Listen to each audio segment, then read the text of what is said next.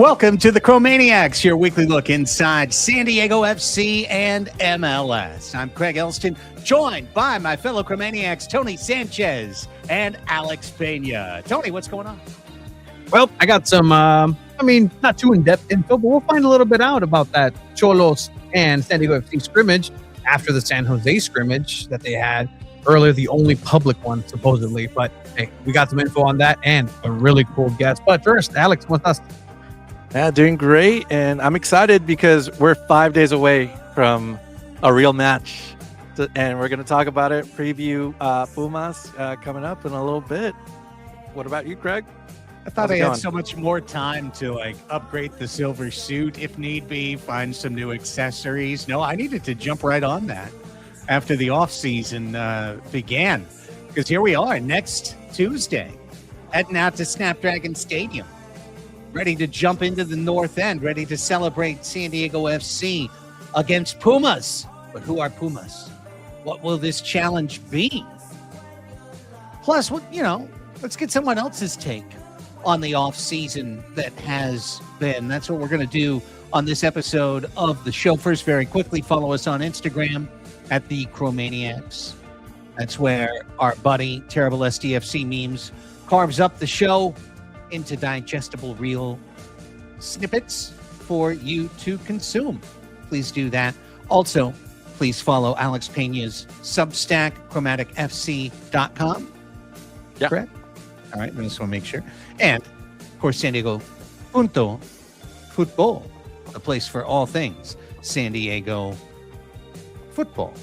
Right now, it's our pleasure to welcome in staff writer for ESPN, the man who writes about all things soccer. It's Cesar Hernandez. Let's welcome in Cesar. What's going on, my friend? It's good to see you. How have you been? Hey, guys. Long-time listener, first-time caller. Happy to be here. We're happy to have you along for the ride, man. And it's crazy, this truncated off-season. Right. I guess as a baseball guy, I'm used to a few months, or for the San Diego Sockers, like over half a year to kind of take stock of what's going on and recalibrate. No, we're ready to roll. We've got just a couple, 3 days for the club to trade Chucky to foreign lands. Otherwise, it's down to MLS moves potentially or contract voiding. We've got an actual match in an international tournament that I think still a lot of San Diegans don't know a lot about. So we've certainly got a lot to chat to you about. But I guess just to kind of throw the first rock into the pond, what's your thoughts been in the overall picture of what's happened with San Diego FC this offseason? Well, obviously we'll talk about Chucky later, right? Because that's obviously a novel in itself right there. But as of now, you have to trust this front office of what they're doing. You have to trust them when they sign a Lewis Morgan, where some people say, hey, how's this guy looking? How's his fitness? Is he going to be fit the entire season? But I mean, when you look at the rest of the roster, I think they'll be okay. You look at who else did they sign? Was it Oswald? I forget the last name. Here. Yeah, I thought it was Sue. It's not Sue. I think in Spanish. But obviously extending their Danish connection, the Scandinavian connection that they have out there, with some of the extensions that they had, obviously that makes a lot of sense what they're doing right there. But the elephant in the room is Chucky Lozano. And I think we don't have to talk about it right now. I can talk about a little bit later about why that could be complicated when it comes to going back to Liga MX, because there's something that people aren't talking about when it comes to the playoffs in Liga MX and Chucky Lozano and the Mexican national team. But anywho, we could discuss that later. Yeah, no, I'm excited to hear your takes too, because you've been following this team very closely. You were there, essentially ground zero, talking about the project of Right to Dream, and you were essentially given the lowdown of this is how it's going to be. How do you think the club did in terms of walking the walk with that ambitious effort that they set out in year one? And now what does it mean for year two, do you think, coming into, now having expectations? I think the easy thing to say here is that when I was writing about them, one thing that I kept thinking about was this is a team with a long-term plan. And that was something when I wrote an article about them, last year ahead of the season, I almost tried to really enforce the idea that this is a team, like, when they're going to be at their best, it's 5 years from now, when we see their long-term project, when we see their academy, when we see what Right to Dream could produce. So the fact that they did as well as they did during the first season and took the entire league by storm in the first season and exceeded expectations left and right, that's nothing short of phenomenal. Like seriously, like it's incredible what they're able to do. Yes, we can have discussion about how they dealt with the tricky Lozano situation. Yes, we can have a discussion about Milan Oloski. But I think that goes back into the whole idea of, once again, this is a team thinking about the long term as opposed to the short term. This is a thing where they're trying to build an identity early on in the first season, and now they're building onto the second season. And yes, maybe if Chucky was there, maybe if Oloski was still there, maybe they would have gone just a little bit further. But I think that they're thinking about things a little bit differently here. And I don't know, at this point, it's difficult to fault them, although we could talk about how they dealt with the potential exit of Chucky and how maybe they should have noted about how he might be toxic in the locker room. That's like, I'm not entirely sure if they dealt with that well. But aside from that, you got to give them the benefit of the doubt, and you got to really applaud what the team is doing. Yeah, and jumping on that, we've talked, Cesar. You followed this league probably longer than I have over the past 10 years. We've talked about Tommy Thompson a time or two. Oh, we died. And you've seen all the ups and downs that comes with MLS. Do you feel like a system like this can succeed in the style of San Diego FC can succeed in MLS? Or do you need to be like a powerhouse like a Inter Miami, get all the talent, and that's how you win championships? Miami wants to be a unicorn in Major League Soccer, and the way that they have sporting director Lionel Messi, I know that's not officially his title, but the way that things are working out, it kind of looks like that's how you're able to convince a lot of talent to go there. And maybe by that, they're able to become the first true super team in Major League Soccer. But they haven't reached that level just yet. And I think that one thing that I genuinely love about Major League Soccer is its parity. It's the same situation with Liga MX as well, in a situation in which the difference between the very best and the very worst in Major League Soccer isn't as great as it is in other leagues. And part of the magic of that is that you can have a team that then says, you know what, as opposed to a top-down approach where we can make an argument about Chucky Lozano, but we know what's going to happen here going forward in the near future with Chucky Lozano. But as opposed to thinking, hey, everything's built around the stars, go down from that. Clearly what SDFC wants to do is have a very strong academy, focus around them, and then see if they can find success through that. I think because of the parity of Major League Soccer, I don't know if you're going to have consistent success, but you can have success.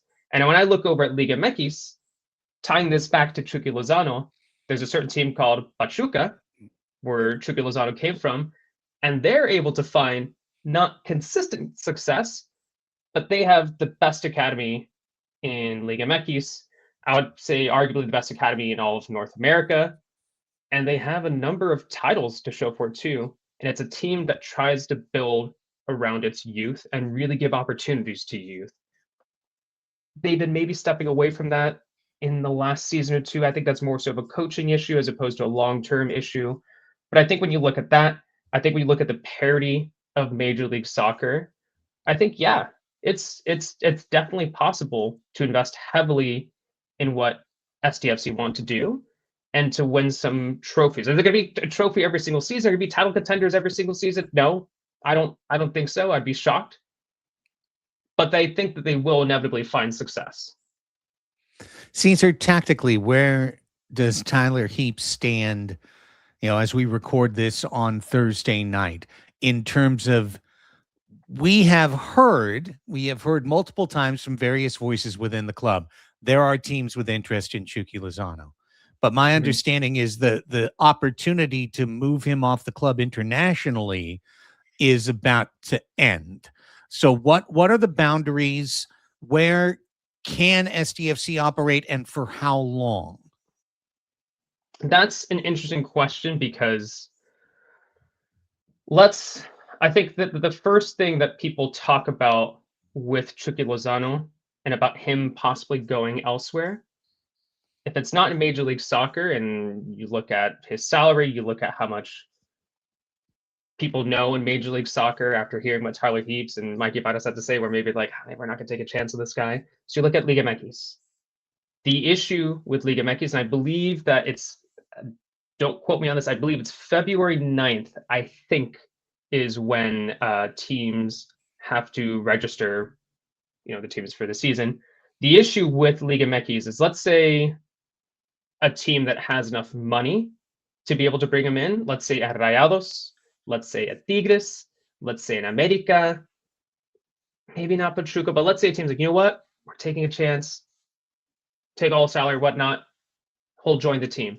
Now, the issue with that is that at the end of the Liga MX season, all the Mexican national team players, or players chosen for the Mexican national team for the World Cup, are not going to be involved in the Liga MX playoffs.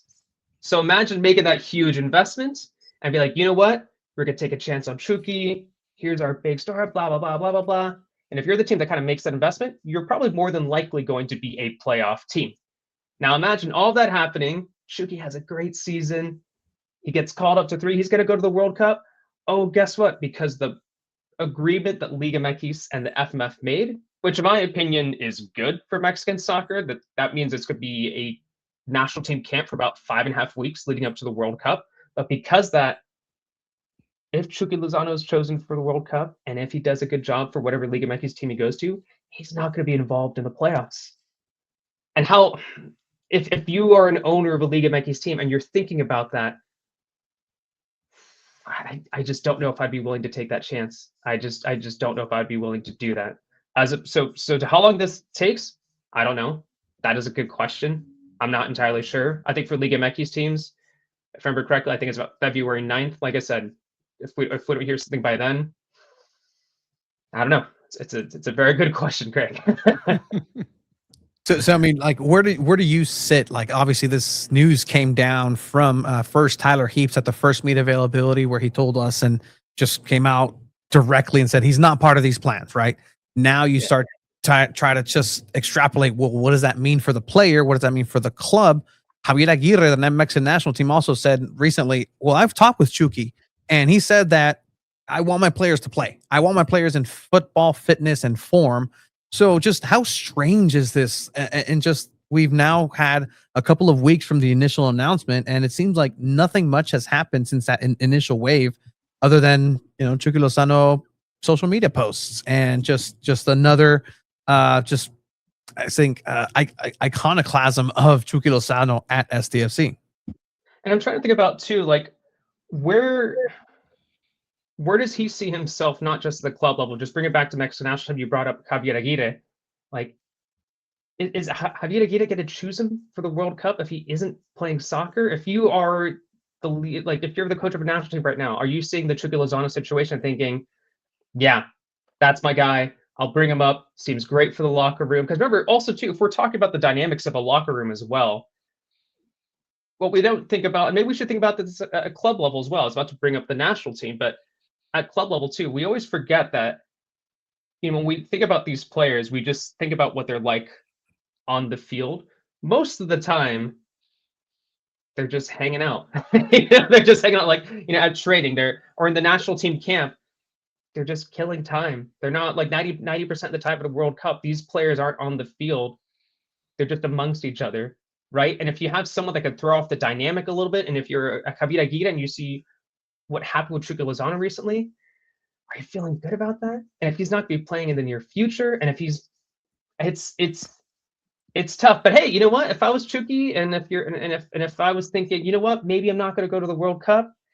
Yeah, gonna hang out in La Jolla.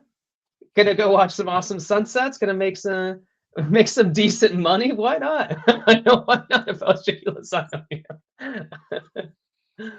And my Chucky question is kind of focused on what Mikey Varas, Tyler Heaps said, that they pretty much said it plainly. This team might be better without Chucky Lozano. Is that something that you believe in? That Amal Pellegrino, the options are there. Lewis Morgan on the left wing, potentially with Marcus Ivartson center forward and Andres Dreyer on the right wing. Do you believe that might be a better combo than without, or with Chucky Lozano? I think that goes back to the whole idea of short-term versus long-term thinking. Short-term thinking is an immediate, easy, I don't have to think twice about it. Of course, Chucky Lozano is better than Pellegrino, right?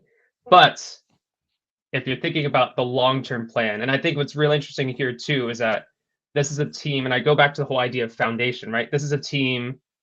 What's the at the clubhouse? They have a motto somewhere. It's like if you want to go fast, go by yourself. If you want to go far, go with the team, or something like that. I forget the exact, I'm butchering what they have there. That kind of goes back to that whole idea of this like mentality that they're trying to bring into the team. And if they feel really true to that, and if they feel like they're trying to build upon that, it would kind of go against that idea for the long term. If things are as bad as they are in the background, to keep Chucky, right? Regardless of how good he is. I still think that, yeah, if we're thinking about talent alone, yeah, Chucky should have been getting more minutes in the playoffs last season. Chucky should still be a part of the situation. But I've always said that being the role of a manager, of a coach, would be so much easier if it was just choosing the best 11 players. If it was just choosing the best 11 players, like a lot of people could do that, right? But there's obviously much more that goes into that. And if you're thinking about the long term, I don't blame them for doing what they did. What I will say, which is really confusing to me, is how they dealt with it, and by saying out loud, "Hey, he's no longer our sporting plans." That's it. They didn't have to say anything else. They didn't have to say, "Hey, he didn't." I forget the exact quote. Just didn't match at a holistic level. Essentially. Yeah, he holistically was not a good fit. Not a good fit. Yeah. And then you could see just like the price, like bloop bloop bloop bloop bloop, yeah. Just like dropping with every single word right there. And you know what? It's in defensive of Mikey and Tyler. Their job isn't. They're not PR, right? They're being true to themselves. They're being honest. Great. That's awesome. That's cool. But maybe in that one instance, they could have dealt with that just a little bit better, right? I don't know. Well, this is going to be the abiding concern until it's resolved. So, for anybody who's like, wow, Chromaniacs are fourth straight episode on about Chucky, well, till they fix it, it'll be 5, 6, 7, 8, 9. Like, it's going to hang over this team all year long because he'll be the ghost of DP's past until he's replaced with the real person that's the next designated player for San Diego FC. To wit, I like to ask these kind of just nuts and bolts, very basic questions, but when can SDFC strike to get a designated player? How quickly could this come together? All the stuff we get all week of somebody says SDFC, something big's coming. Ooh, blah, blah, blah, blah, blah.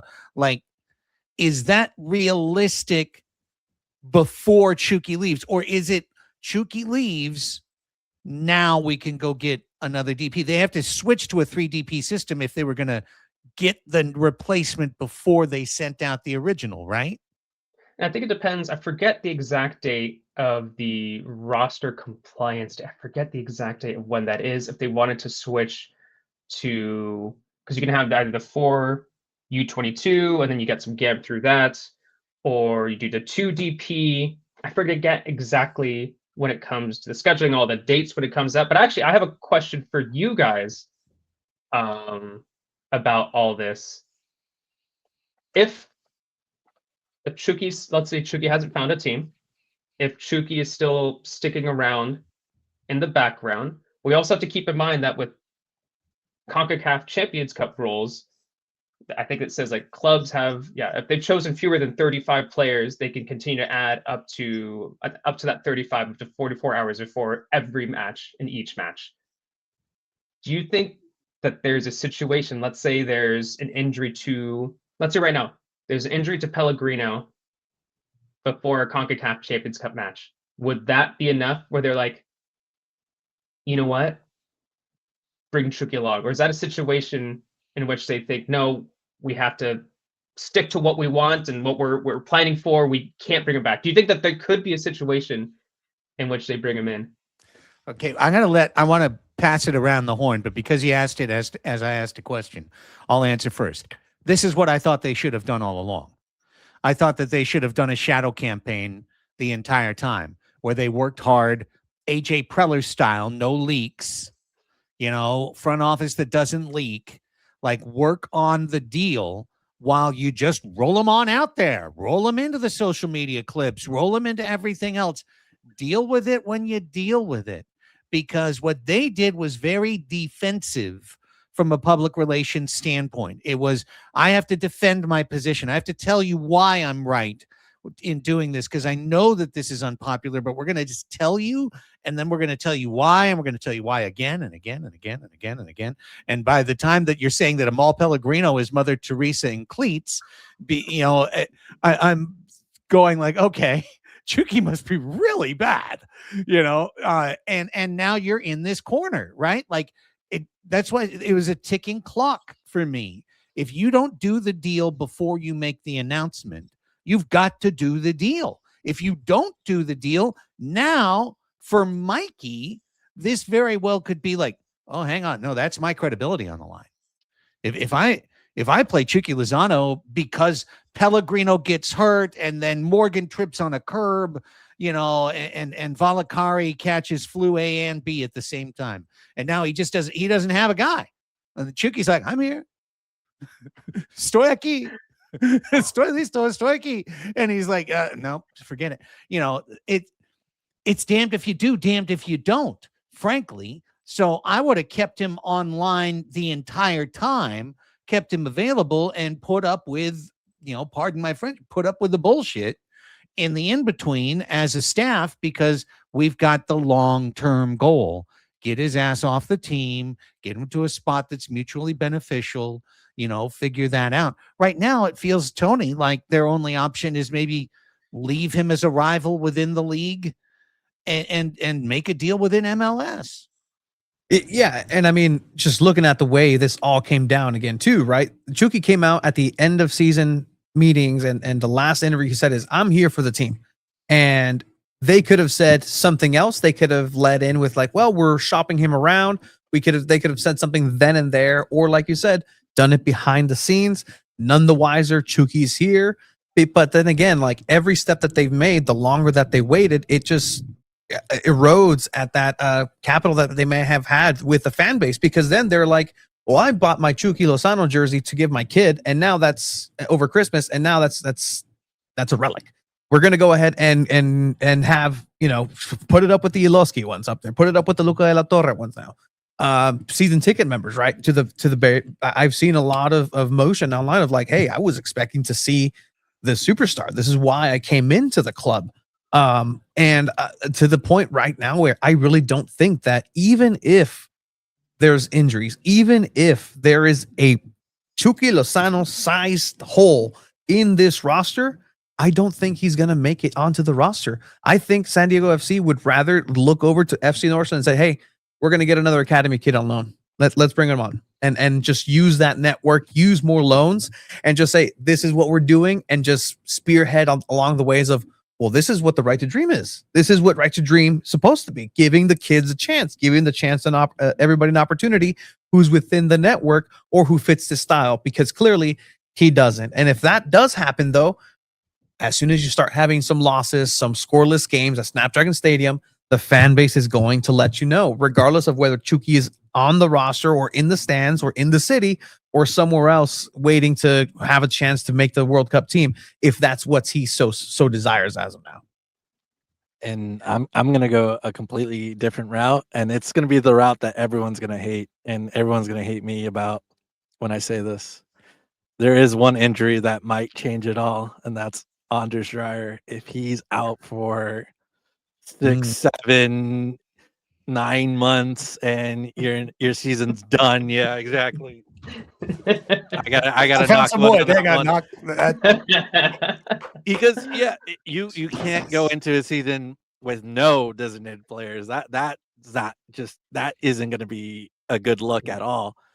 And then I think everyone's going to feel the pressure of like you're going to have to break in case of emergency Chucky button, and you're just going to have to make amends and play him if that happens. And I hope it doesn't happen, but I think that would just wreck the entire team. Like, it doesn't matter what you're trying to do, right? It doesn't matter if you're trying to play the kids, you gotta keep building this thing. Like, this is still a team that has to build a fan base, build momentum from last year, and if that one injury happens, I hope it doesn't, you're gonna have to bring someone like Chucky Lozano, and you have him on the roster, just put him back in. And we don't have to talk about like Chucky the entire time, but what I will add, it was interesting. I was listening to Futbol Picante. I'm sure like you guys know what Futbol Picante is, but like for the listeners who don't know, it's like one of the biggest, if not the biggest, like sports like soccer show down in Mexico. And it's interesting, like they don't always bring up San Diego FC, but there was an episode yesterday. I think it was yesterday, the day before, that they brought San Diego FC up, and someone was like, "Oh, Pumas, they're playing San Diego, right?" And then some commentator noted, was like, everybody's gonna be asking that coach about Chucky, right? And it was interesting because it's like, okay, we've kind of dealt with this over here north of the border. We're kind of like trying to like figure this all out and parse it all out.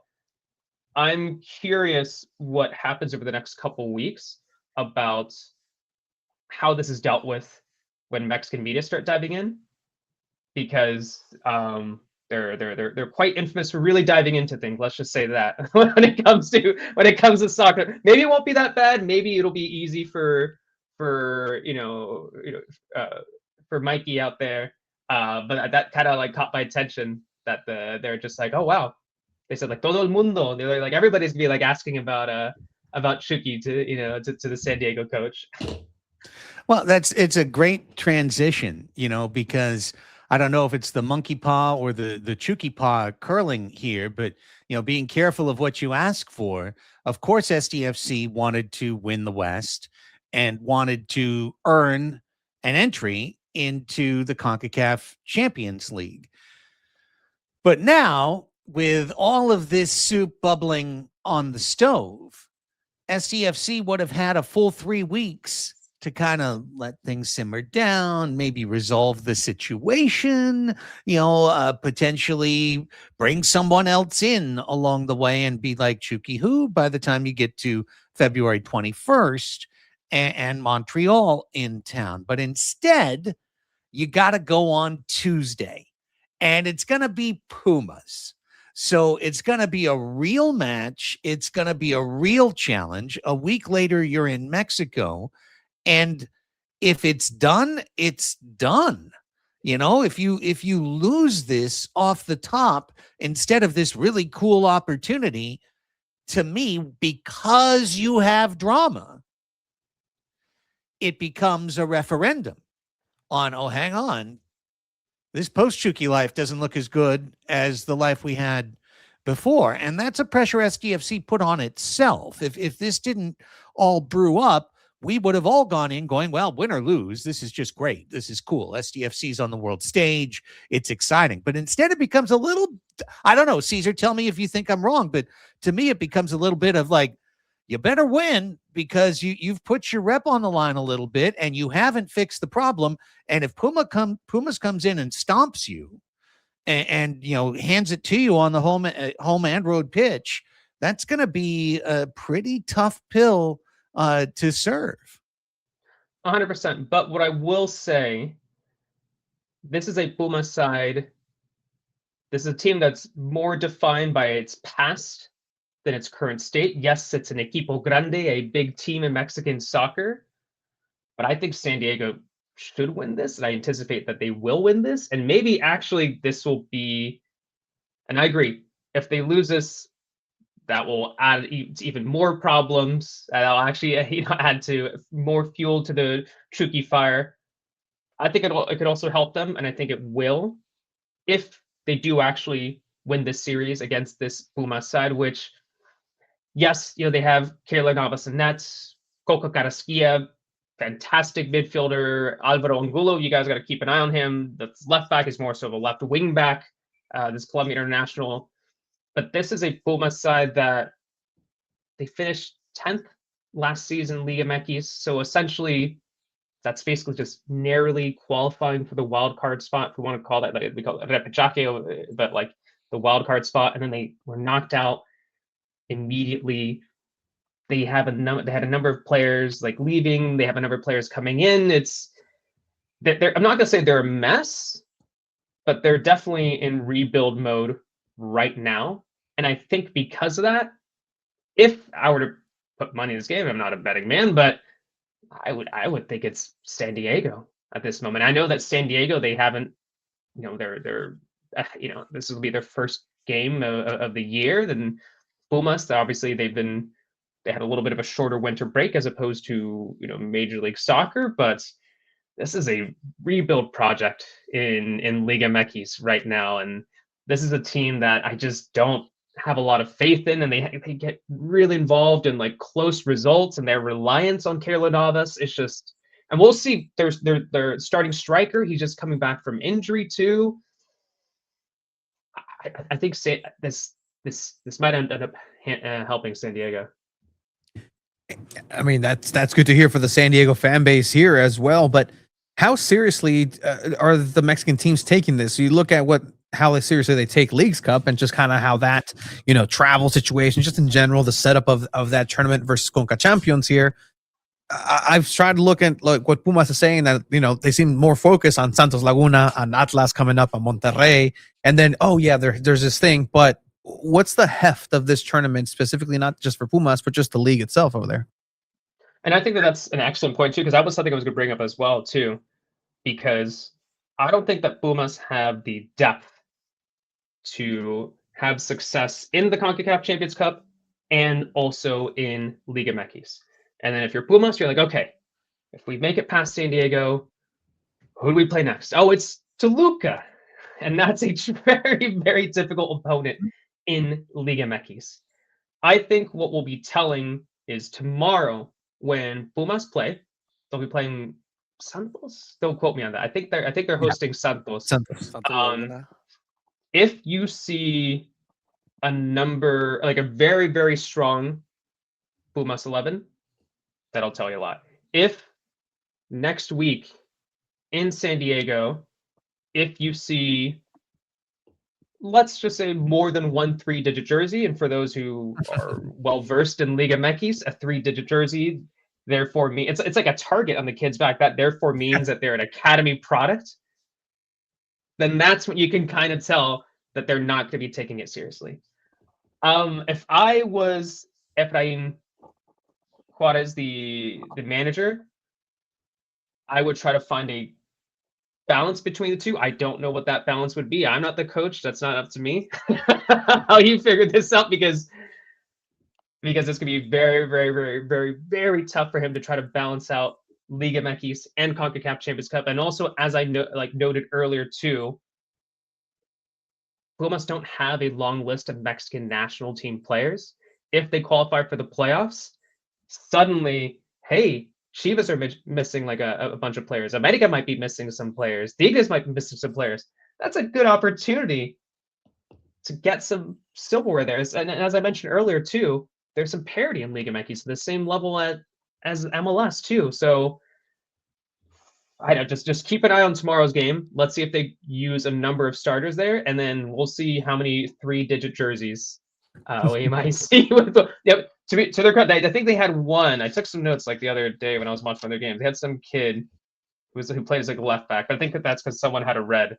But we might see one in the starting 11 next Tuesday. But if there's more than one, that will speak volumes about how seriously Pumas are taking this series.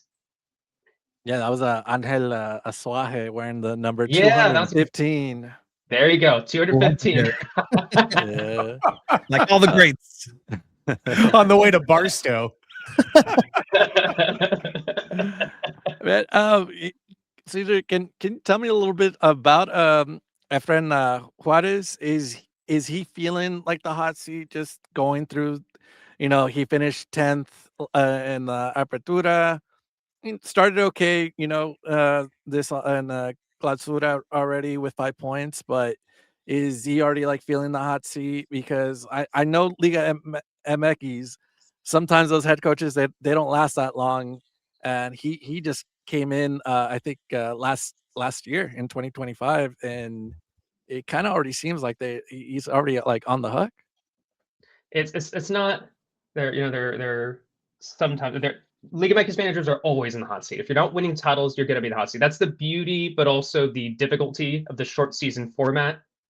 Is through that short season format, you might have one bad season and people are just, we got to drop this manager. He didn't do well last season, but somehow people forget the fact that it's a short season format. That means they didn't do well for 4 months, 3 months. I think actually, if I were to take a guess, he's probably fourth, fifth. I would say he's a top 5 longest tenured manager in Liga MX right now, and he's only been in charge since March. And with a team like Pumas, I think he might be given a little bit of a longer leash because he is an academy product. This is a guy who the fans love, owners love, and this is a guy too who has had a decent assistant coaching pedigree. He actually was the assistant coach for Ronnie Dyla in New York, and then he followed him over in Europe. So it's like that's not something you really see from a lot of Mexican managers. So they might give him a little bit of leeway there. But if you're an equipo grande, a big team in Mexican soccer, and if you narrowly qualified for the playoffs, and I'm not going to call it the playoffs, the wild card round, the postseason last season, and if things are looking okay, I mean, yeah, they're undefeated in their first 3, but I'm still not convinced by them. I don't know. It's going to be tough for him, and as I mentioned, unless if you're winning titles in Liga MX, you are on the hot seat consistently. But but this is a coach. I think, and also this is another thing that's going to work in the benefit of San Diego. When I've been watching Pumas this season, this is a team that's, because they're in a rebuild, they're experimenting. They've used a different formation. You could say like a couple of them were kind of the same, but they've used a different formation. Their first 3 games, they're using different starting 11s. It's going to be tough for them, and I would be not very surprised, but slightly surprised if they were to get a win over San Diego. Well, you've certainly given me a lot more hope. I was just automatically level setting them ahead because Equipo Grande, because first step into the international field. But what you're telling me gives me hope for the North End. To wit, back to our side, our club. One of the things about a year one club and then year one fans is that we see the performance in year one and say, well, that's the level. That's where everyone's going to be. So Anders Dreyer is almost 40 goal contributions, and young guys are only going to get better.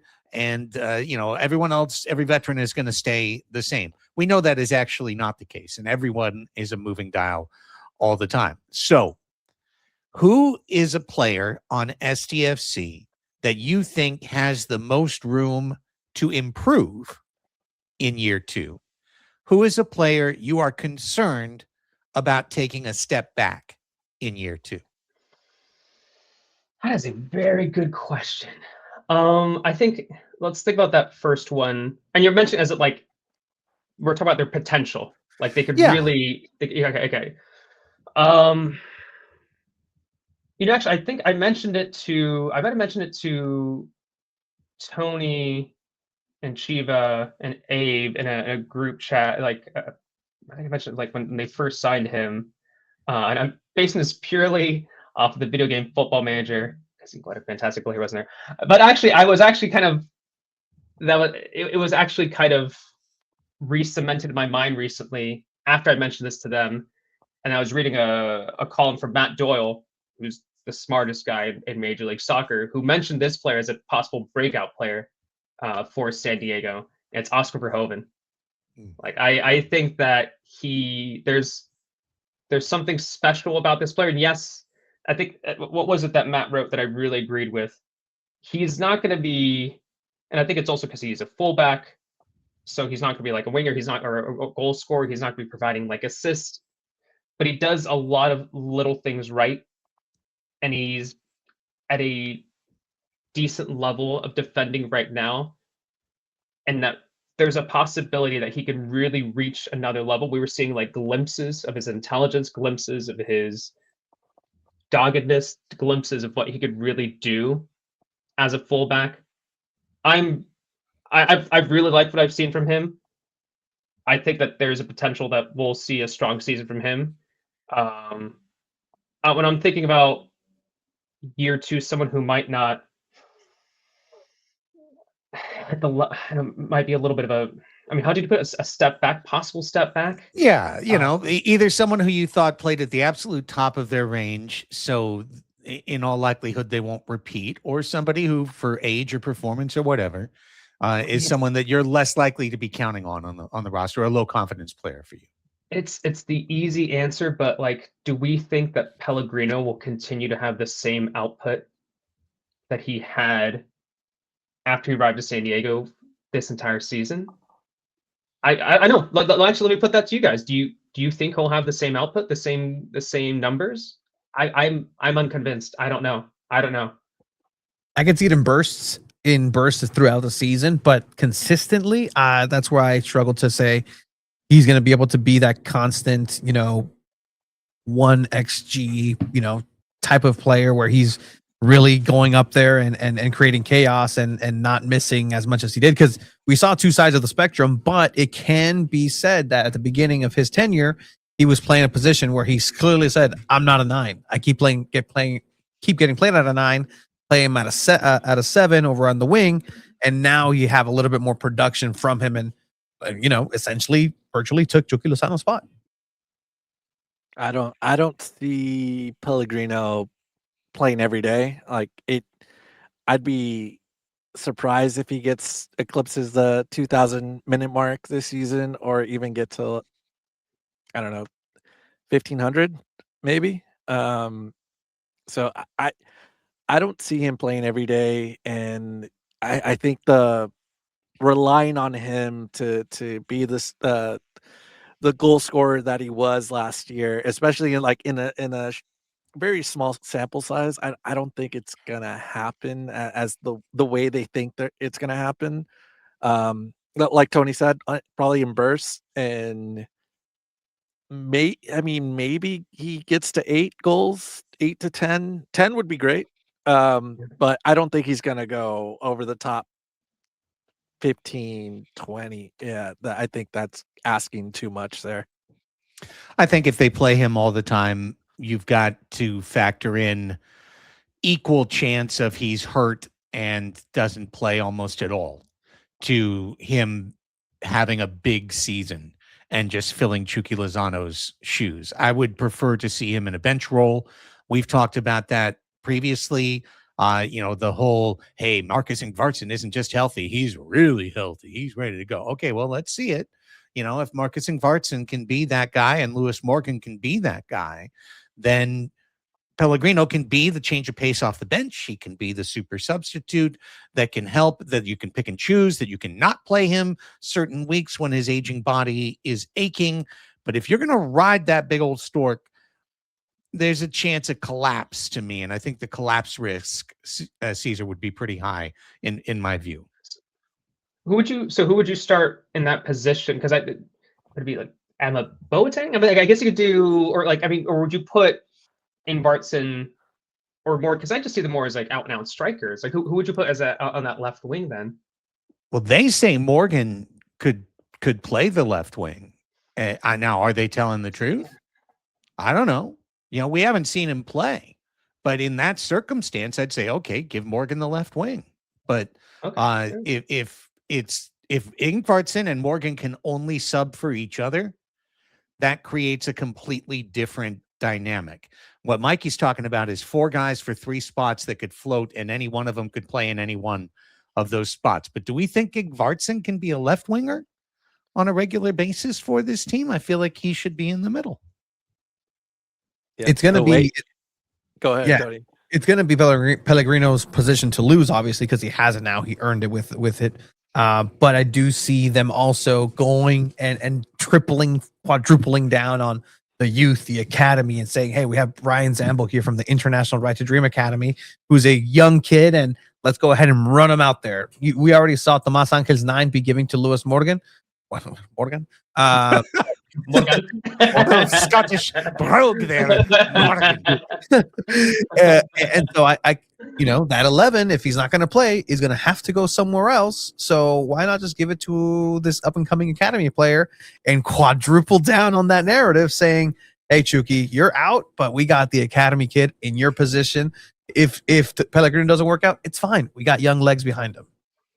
Yeah, I think they hype up Marcus Ingvartsen so much that he's going to be the 9 eventually, if he's healthy, and I think that just means Morgan is gonna go out to the wing, and we'll see if it works. I hope it does.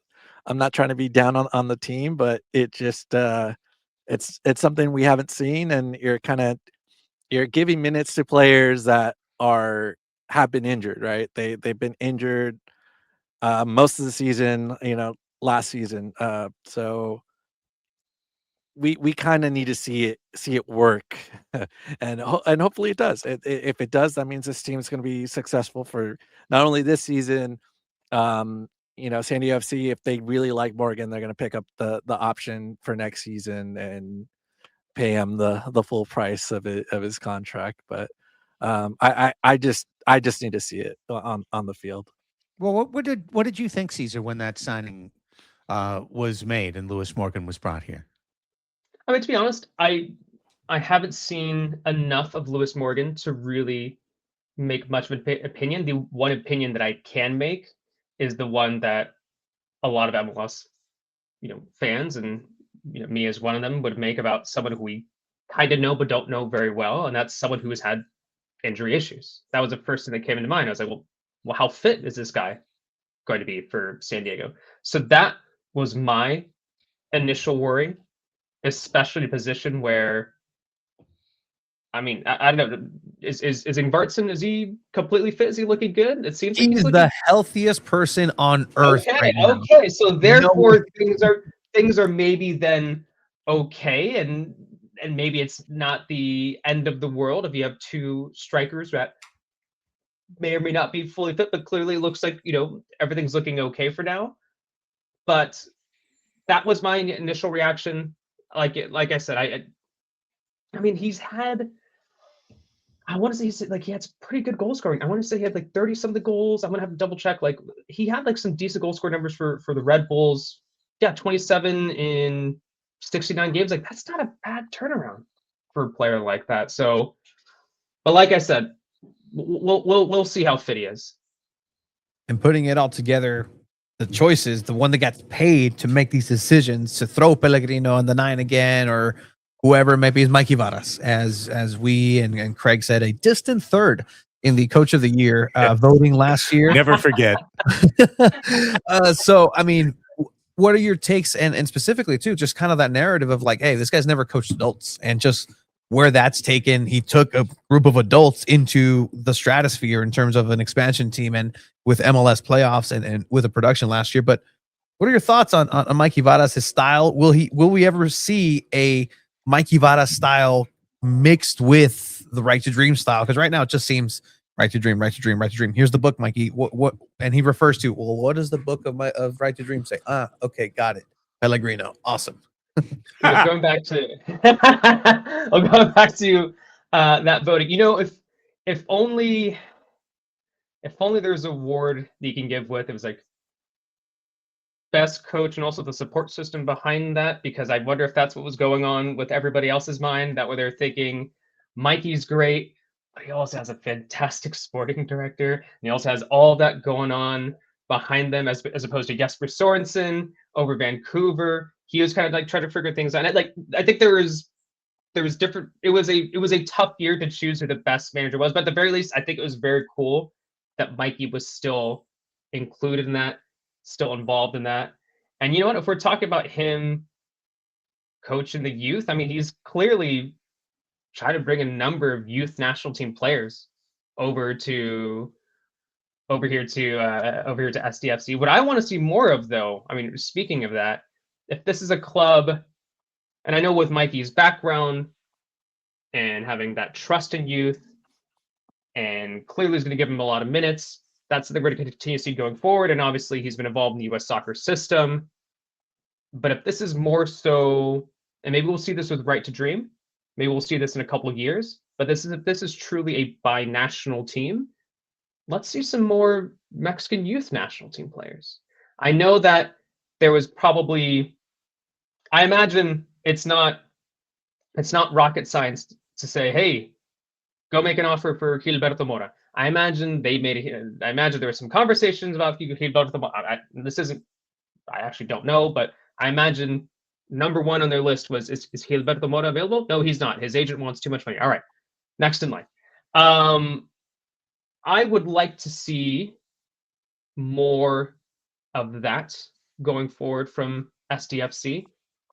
I think that if we're thinking about not gonna say like filling the void of Chucky Lozano, and I don't mean to bring back Chucky Lozano, but if you are a Mexican national team fan, and if you're like, hey, that guy, like he's kind of being talked about as the future of the national team, that guy over there, he's really, really promising. I mean, when I went to a Xolos game, I want to say last month, and I saw Gilberto Mora, the biggest cheers was for this young kid who still has so much to prove, but he was the biggest star for Xolos. Could that be someone for SDFC? And I know that's not exactly what you were asking with the question, but it's just kind of where my brain was starting to think with Mikey and the trust in youth. And I would like to see that more going forward. I know with the Right to Dream Academy, there's some kids there, maybe I shouldn't say two, but maybe like 5 years down the line, we'll be having conversations like that. But I would like to see more of that from Mikey. Not Mikey, maybe it's just San Diego FC in general. And that's part of the dynamic too that the other MLS teams aren't a fan of too. That San Diego gets to scout here locally and internationally. On that. Yeah, 100%. Just my question, or it's just more regarding on the MLS and the transfer window, things that you've seen. Who had a good winner this offseason? I think we could disregard Inter Miami, but who came in second? If you think Inter Miami's first, who came in second? That's a tough question. I mean, I think Houston are doing some interesting stuff with them bringing back Ache. I don't think that should be overlooked there.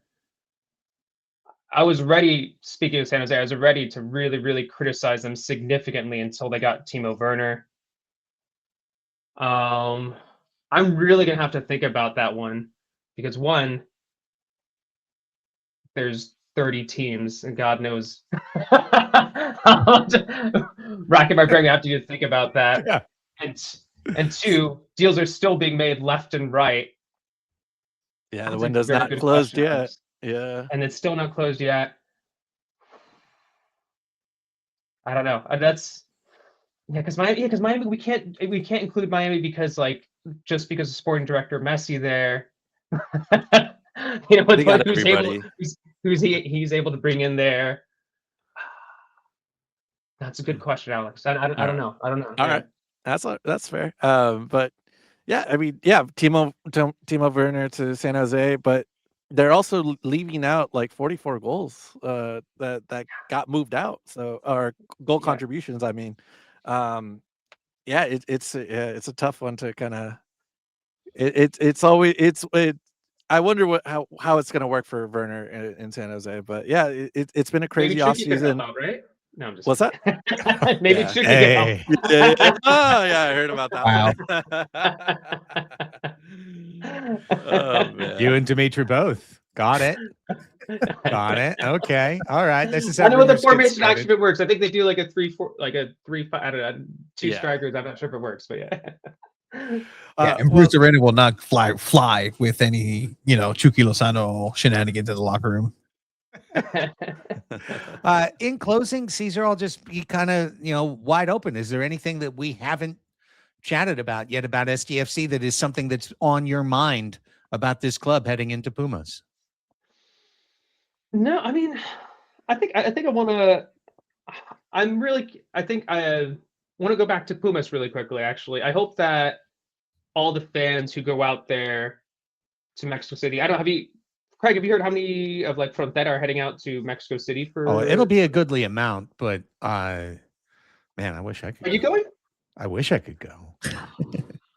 Really? I One of wish the I best could cities go. in the world. Well, I don't doubt it.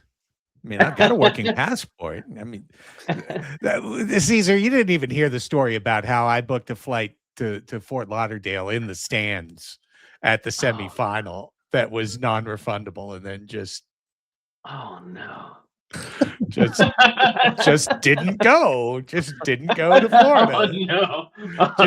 Got all of the emails like, it's time to check in. It's time to check in again. I'm like, nope, not going. So don't tempt me with a good time, brother. I'll want to do something really stupid with my phone. Yeah. Well, I guess more than else, like I hope that because obviously you guys have a lot of listeners who are part of like Frontera and just SD fans. Anybody who goes out there to Mexico City, I hope they have a fantastic time. I hope that they have a wonderful time at the university too. I mean, this is UNESCO World Heritage Site over at UNAM, one of the most prestigious universities all of Latin America.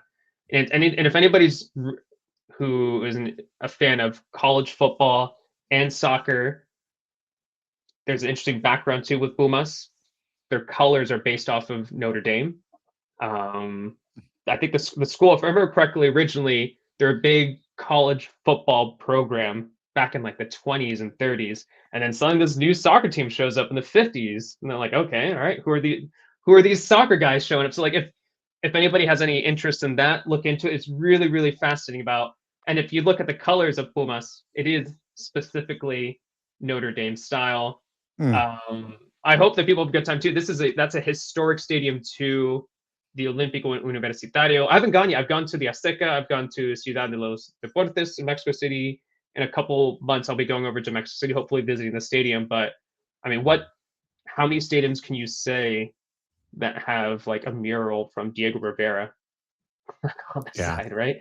So that's pretty cool. I hope that people have a good time out there. Although one of my good friends wrote a book about Mexican soccer. Shout out Jason Markowitz, wrote a book called Soccer Mexicana, and he said that is by far the worst sightlines in Mexican soccer. Despite he wrote this love letter to Mexican soccer, this beautiful book.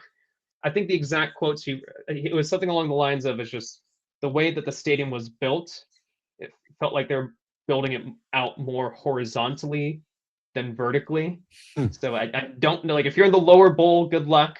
Hopefully you're up in the higher bowl, not the lower bowl, but hopefully everybody has a good time out there. I see. Yeah, those back seats could be yeah, exactly. be pretty rough. Yeah. But yeah, that's all I wanted to highlight there about Pumas. It's a historic club, and yeah, like they've had some ups and downs, more downs in recent years, but I'm sure it'll be fun for all the members of Frontera going out there to the city in Mexico with the second best tacos in the world, because obviously Tijuana is number one. Darn tootin'. One of the San Diego connections, one of the legendary players in UNAM, and legendary manager and sometimes resident of San Diego, Hugo Sanchez. He won a bicampeonato back to back, won it against Chivas in penalties. And it's another important product and player from Pumas who is, oh, the light just turned off over here. Whatever. I guess it's time to go. My portable light just started like, nope. Yeah. But someone we see at the stadium every now and then, Jorge Campos. Yes. Jorge Campos. And then just tying that all back to how long I've been watching MLS too. I was there in 1996, the first season of Major League Soccer. I was one of those young little Mexican kids over in LA because my dad was saying, "Hey, Jorge Campos, who's over there in the Rose Bowl, we gotta go. We gotta go watch Jorge Campos and go watch him in the Galaxy." 25% of the original MLS rosters were filled by major indoor soccer league players. Really? That's a fun little fun fact. Yes, to throw out there. It always ties back to the Soccers. It always ties back to the Soccers. Hey, listen, we're talking about great American teams, great San Diego teams. You know, might as well mention the best one along the way. That doesn't hurt. Cesar, tell everybody where they can follow all of your writing, follow you online, get your links, whatnot. Yeah, so you can follow me mostly on Blue Sky. That's where I have most of my opinions and whatnot. I still occasionally am moving away from Twitter a little bit. Just, we all know how we feel about Twitter these days. So anyway, you can find a lot of my work there. I recently had an article posted earlier today. I talked to members of the U.S. men's national team who play Major League Soccer, talk about how they were prepping during the off season, especially when some of those players had a 4-month break without competitive games. So you can find all my work there on ESPN. I'll have a number of upcoming articles and a busy year. We'll see if I might have one San Diego based article coming up at some point next month, but we'll see how that goes. But yeah, basically everything on ESPN FC. Sometimes you'll see me on Sports Center for You, not Sports Center, but the new app that we have, and I'll be talking about the U.S. men's national team and whatnot. And then we'll see at the World Cup. Fingers crossed, everything looking good to cover Mexico. Yeah, that's about it. But thanks to you guys, and thanks for having me here. Thanks for letting me babble on about San Diego, about Pumas. Only a matter of time before I started talking about Pokemon, my plants, books I've been reading. I finished East of Eden. Do we want to start talking about East of Eden? We want to go for another hour? Start talking about East of Eden, John Steinbeck. Let's save that for Crossing Streams, Cesar. We can book you on. Just pick any couple of shows you want to discuss, and we'll dig in from there. Man, we really appreciate it. Thank you so much, especially, everything, honestly. I'm not going to say especially the Pumas preview, but, we wanted to hear your thoughts on Pumas, but thankful for your thoughts on everything, top to bottom, all the way up to East of Eden. Everything short of that was outstanding. I don't know. I've got nothing against East of Eden. I feel like that's something my mom and dad watched when I was a kid. Or at least had the books. I remember those, like being around the motorhome. Tony, how can people help and support and follow you, SanDiego.Futbol, and more importantly, send you and Chiva in, at least coach class accommodations to the World Cup? Look, I'm no foreigner to a good old Greyhound, as Cesar knows, good old bus, and just go watch some soccer. But we're going to the World Cup, and we're making it happen here on the GoFundMe. Check us out. Everybody who's donated, everybody who's helped out. We're making it happen. So very soon here, GoFundMe, SanDiego.Futbol. Check all the links out, and I really appreciate everybody who's helped us out and everybody who's tuned in. So appreciate that. Thank you. Alex, how about you? Yeah, I'm over at ChromaticFC.com. I just wrote about Tim for San Diego FC, try to calculate those numbers. And I also have a Chromaniacs button, so anytime the episode gets released, I hit the email, gets sent over to everyone to subscribe to ChromaticFC.com. So yeah, if you want to be alerted when this episode airs, just hit subscribe and we'll sign you up.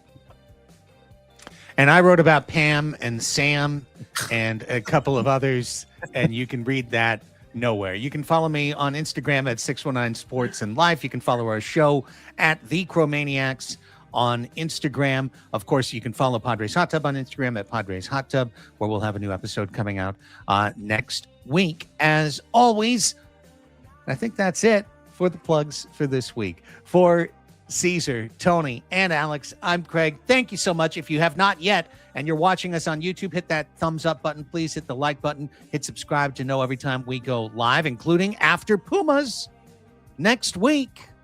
First post-game show of the year. Let's do it. Tuesday night. Let's get into it. That's the next time you'll see us, and it'll be live on YouTube. Until then, for all the aforementioned, I'm Craig. Thank you for being here, and vamos, SDFC.